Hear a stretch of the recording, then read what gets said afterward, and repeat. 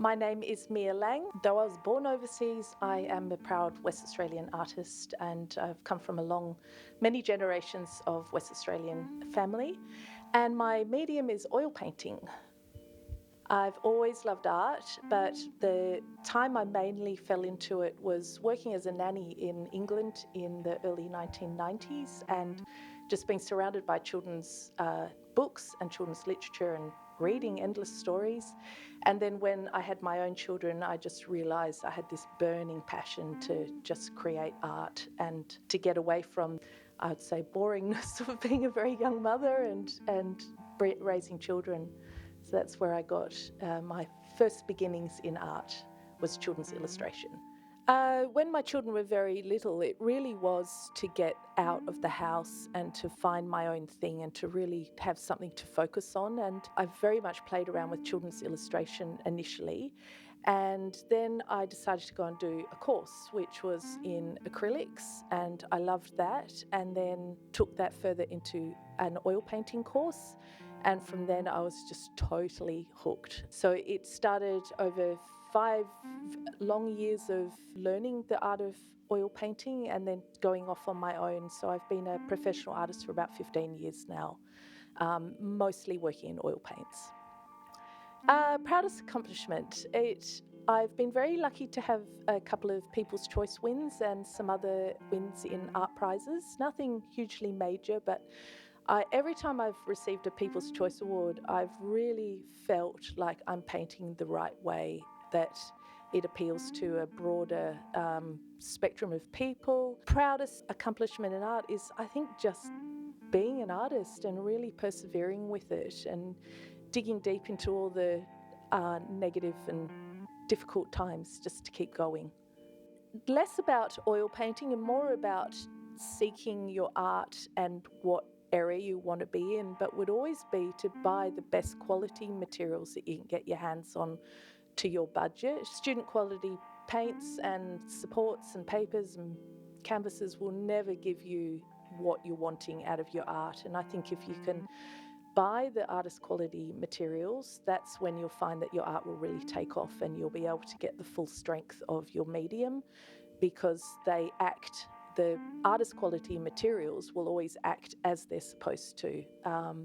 That would be a number one tip, and to just really play around, try everything, experiment, learn from other people and other artists around you and see what they're doing, what you love, and take elements of that art into your own practice. Oh, so many challenges. As a professional artist, the economy goes against us big time. Peaks and troughs and swings and roundabouts, they're my biggest sayings in my art practice. Is you've just got to learn how to pivot, see what's happening with what's going on around you with economy and world events, and just learn how to sway with it. There'll be good times and bad times, and you've got to learn to keep picking yourself up and getting a thick skin and carrying on, because there's going to be a lot of art prizes that you enter that you don't get through to. There'll be a lot of disasters with your artwork that you've got to bin, but it's just perseverance. Just keep going. Just keep going. I'm actually a really good experimenter. Currently, I'm experimenting very much back to where I began in illustration. I've gone back to a little bit more paper at the moment. And that, again, like the previous question, is to do with the economy, just seeing if I can produce some work that is able to be sort of more achievable to sell. So I do a lot of experimenting and just playing around with it. Yeah, and I'm currently taking some steps towards some plein air painting, and I really feel that that's going to be a next step in my art, to be able to take it into future travel plans and just getting beyond my studio space and out into the community to do a bit more artwork. Favourite piece would probably be my Black Swan. To me, it's quintessential West Australian art. I spent a long time collating the photographs to paint into the image, and took a long time to work out what I wanted to get out of that painting. And to date, it's been a really popular image of mine. It went to some licensing into greeting cards, and it was bought at an art exhibition. So that's a proud piece of mine that I've had many years to enjoy through different formats in print. But I like it all. It's fun. Yeah, it's very much what I'm about, is colour and brightness and fun. So with my artwork. Wow, I really enjoyed just looking through the book just now, and um, Hope's work is amazing. Kate Gillett's work's fantastic. I love it all. I love the fact that my work, which is, you know, broad, is verging on being illustration in an oil format, can sit beautifully along street artists and graffiti artists. I think that's just the beauty of artwork. Everyone's following their passion and their dream, and we all sit together no matter what we're doing, because we're just pursuing our passion.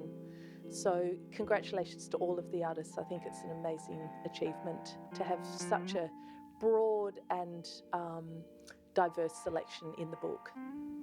Final words, congratulations. It's a great book, it's a great concept.